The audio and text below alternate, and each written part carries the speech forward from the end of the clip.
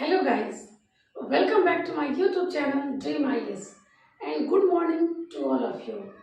जैसा कि आप सभी जानते हैं कि हमने पिछले वीडियो में करंट अफेयर के एक पार्ट को पढ़ाया था जिसका नाम था ग्लोबल इनोवेशन इंडेक्स 2022 जो कि हाल ही में जारी किया गया था।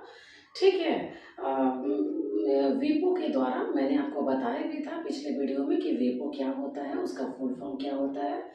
अगर आपने पिछले वीडियो को या फिर पिछले लेक्चर को नहीं देखा है तो आप YouTube के ड्रीम IS चैनल पे जाके आप उस वीडियो को देख सकते हैं जो कि मैंने अवेलेबल कराया है। काफ़ी इम्पोर्टेंट वीडियो है एग्ज़ाम के पॉइंट ऑफ व्यू से, और सबसे बड़ी बात है कि उससे हमेशा से प्रश्न आए हुए हैं, क्योंकि जो इंडेक्स होते हैं उससे भारत की रैंकिंग हर एक एग्ज़ाम में पूछ की जाती है। पिछले वर्ष की तुलना वर्तमान वर्ष में भारत की रैंकिंग क्या है, तो इस व्यू से वो जो लेक्चर है वो इम्पोर्टेंट हो जाता है। ठीक है, आज का जो हमारा नेक्स्ट वीडियो जो बनेगा वो करंट अफेयर बेस्ड ही होगा जिसका नाम है रोहिणी साउंड रॉकेट।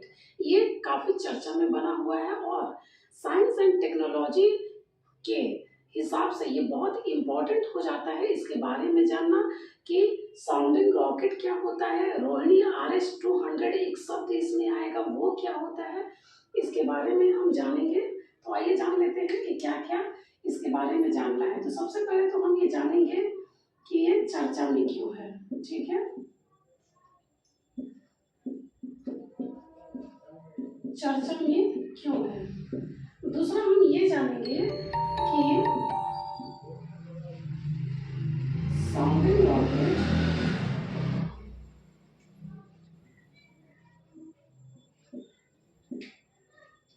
क्या होता है।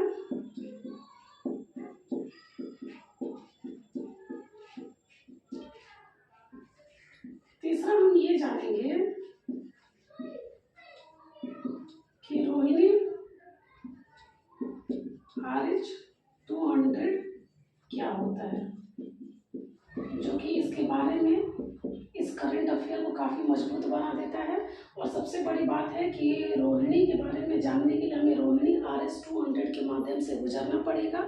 तो सबसे पहले हम ये जान लेते हैं कि आखिर रोहिणी साउंड रॉकेट जो है, जो साइंस एंड टेक्नोलॉजी का एक पार्ट है, वो आखिर चर्चा में क्यों है। तो इसके चर्चा में रहने का जो मेन कारण है वो है भारतीय अंतरिक्ष अनुसंधान संगठन, जिसको शॉर्ट फॉर्म में हम इसरो के नाम से जानते हैं।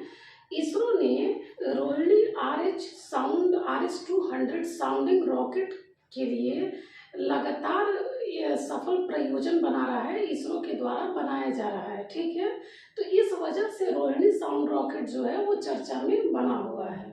तो पहला तो हमने यही क्लियर कर दिया कि ये चर्चा में क्यों है। ठीक है, इसरो के द्वारा इसका सफल प्रक्षेपण किया जा रहा है, प्रक्षेपण किया नहीं जा रहा है, करने की योजना इसरो द्वारा बनाया जा रहा है। ठीक है, दूसरा है कि साउंडिंग रॉकेट क्या होता है। तो इसके बारे में हमें डीपली जानना होगा पूरी तरह से कि साउंडिंग रॉकेट क्या होता है। तो चलिए हम जान लेते हैं कि साउंडिंग रॉकेट आखिर होता क्या है, उसके बाद हम रोहिणी शब्द के बारे में जानेंगे कि साउंडिंग रॉकेट क्या होता है। चलिए देखते हैं।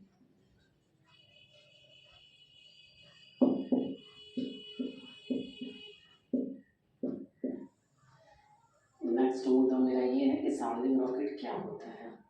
तो चलिए हम जान लेते हैं कि साउंडिंग रॉकेट आखिर क्या होता है। तो क्योंकि इसके बाद रोहिणी से पहले साउंडिंग रॉकेट के बारे में जान लेना बहुत ज़्यादा इम्पोर्टेंट है। तो यहाँ मैंने आपको कुछ इम्पोर्टेंट की पॉइंट्स दिए हैं जो कि बहुत ज़्यादा इम्पोर्टेंट है। इसमें कहा गया है कि साउंडिंग रॉकेट जो है वो 1 या 2 चरणों वाले ठोस प्रणोदक रॉकेट होते हैं। कौन से प्रणोदक? ठोस, तो ठोस प्रणोदक रॉकेट होते हैं। ठीक है, इसमें जो ईंधन भरे जाते हैं वो ठोस रूप में भरे जाते हैं, लिक्विड नहीं भरे जाते हैं। इस चीज़ का आप लोग ध्यान देंगे क्योंकि इस तरह की कभी कभी स्टेटमेंट एग्जाम में पूछ लिए जाते हैं। तो सबसे पहला तो हमारा ये बेस क्लियर हुआ कि ये साउंडिंग रॉकेट जो है वो ना तो 1 चरणों का ना तो 2 चरणों का, ये 1 या 2 चरणों के ठोस प्राणोदक रॉकेट होते हैं। ठीक है, अगला अगर हम देखें कि साउंडिंग रॉकेट का जो उपयोग है वो किस लिए किया जाता है, तो साउंडिंग रॉकेट का जो उपयोग है वो ऊपरी वायुमंडलीय क्षेत्रों की जांच और अंतरिक्ष अनुसंधान के लिए किया जाता है। अंतरिक्ष अनुसंधान ये तो टेक्नोलॉजी का हिस्सा है, तो अंतरिक्ष अनुसंधान के लिए तो किया ही जाएगा। लेकिन जो इम्पोर्टेंट टर्म है वो है कि ऊपरी वायुमंडलीय क्षेत्रों की जांच के लिए इसका उपयोग साउंडिंग रॉकेट का उपयोग किया जाता है। ठीक है, जो साउंडिंग रॉकेट होता है वो 2 से 200 केजी के पेलोड को 100 से 500 किलोमीटर की ऊंचाई तक ले जाने में सक्षम है। ठीक है, ये बहुत इंपॉर्टेंट टर्म है कि साउंडिंग रॉकेट जो है वो 2 से 200 केजी के पेलोड को 200 से 500 किलोमीटर की ऊंचाई तक ले जाने में सक्षम इसको बनाया गया है इसरो के द्वारा।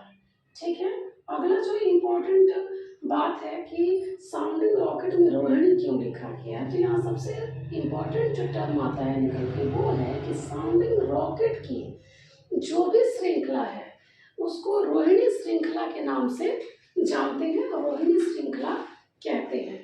ठीक है, तो इसलिए देखिए इस साउंडिंग रॉकेट में रोहिणी नाम लिखा हुआ है, तो रोहिणी जहां भी आएगा समझिए कि वो साउंडिंग रॉकेट है। ठीक है, अब साउंडिंग रॉकेट है रोहिणी, तो उसके बारे में ये सारे टर्म काम करेंगे। तो चलिए यही बात है, देख लेते हैं आगे कि इसमें और भी कौन कौन से टर्म बाकी है। ठीक है, अब यहाँ हम जान लेते हैं कि रोहिणी RS-200 क्या होता है, उसके बारे में कौन कौन से इम्पोर्टेंट की पॉइंट्स हैं हमारे एग्जाम के पॉइंट ऑफ व्यू से। तो जैसा कि हमने आपको बताया कि साउंडिंग रॉकेट की श्रृंखला को ही हम रोहिणी श्रृंखला का नाम देते हैं। तो यहाँ जो कुछ भी है, जो साउंडिंग रॉकेट के जो टर्म है थोड़े बहुत यहाँ सेट करेंगे, क्योंकि साउंडिंग रॉकेट की श्रृंखला ही रोहिणी है। ठीक है, तो रोहिणी RS-200 जो है वो 2 चरणों वाला रॉकेट है। कितने चरणों वाला रॉकेट है, तो 2 चरणों वाला रॉकेट है जो वैज्ञानिक पेलोड के साथ 70 किलोमीटर की ऊंचाई तक ले जाने में सक्षम है। अब यहाँ एक डिफरेंसेस आपको पता चल रहा होगा कि साउंडिंग रॉकेट जो था वो 200 से 500 किलोमीटर की ऊंचाई तक जाने में सक्षम है। ठीक है, लेकिन यहाँ रोहिणी RS-200 जो है वो वैज्ञानिक पेलोड के साथ 70 किलोमीटर की ऊंचाई तक ले जाने में सक्षम है, यानी कि बहुत ज़्यादा हाइट नहीं है। ठीक है, बहुत ज़्यादा ऊंचाई नहीं है, आप इस चीज को देख सकते हैं। अगला जो है कि RS-200 का पहला और दूसरा चरण सॉलिड मोटर्स द्वारा संचालित होते हैं। याद करिए हमने इसके पिछले बारे में बताया था कि जो साउंडिंग रॉकेट है वो भी ठोस ईंधन आधारित है। ठीक है, यहाँ भी वही चीज दे रहा है कि RS-200 का पहला और दूसरा चरण जो है वो सॉलिड यानी ठोस मोटर्स द्वारा संचालित होते हैं, जबकि वर्षों से इस रॉकेट ने पॉलीविनाइल क्लोराइड यानी PVC आधारित प्रणोदक का उपयोग किया था। पहले इस RS-200 रॉकेट में जिस ईंधन का प्रयोग किया जा रहा था वो था पॉलीविनाइल क्लोराइड, जिसको शॉर्ट फॉर्म में PVC भी कहते हैं। ठीक है, वो इस प्रणोदक पे काम करता था, लेकिन अब जबकि इसको लॉन्च करने की योजना इसरो द्वारा बनाई जा रही है, तो इसमें सॉलिड मोटर्स द्वारा इसे संचालित करने की योजना बनाई जा रही है। इसमें यानी कि ठोस प्रणोदक का इस्तेमाल करने की योजना बनाई जा रही है। ठीक है, आइए देख लेते हैं रोहिणी RS-200 के बारे में एक आध दो और के पॉइंट जो कि हमारे एग्जाम के लिए बहुत ज़्यादा इम्पोर्टेंट है। ठीक है, अगला जो टर्म है कि हाइड्रोक्सिल टर्मिनेटेड पॉलीब्यूटाइन यानी STPB पर आधारित एक नए प्रणोदक का उपयोग करने वाले पहले RS-200 का सितंबर 2020 में इसरो द्वारा सफलतापूर्वक प्रक्षेपण किया गया था।